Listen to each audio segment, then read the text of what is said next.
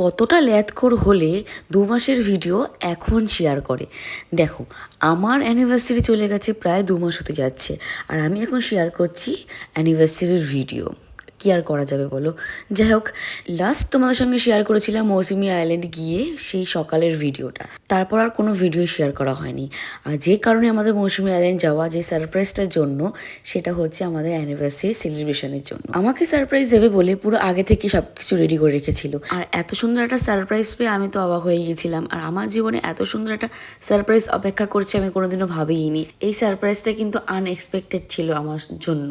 আমি আশাই করিনি যে এরকম একটা সারপ্রাইজ আমার জন্য অপেক্ষা করছে। তো সেদিনকে পুরো দিনটা কিন্তু আমরা খুব সুন্দরভাবে এনজয় করেছিলাম 2 পরিবার মিলে। আর এই স্মৃতিগুলোই মোবাইল বন্দি হয়ে থেকে গেল।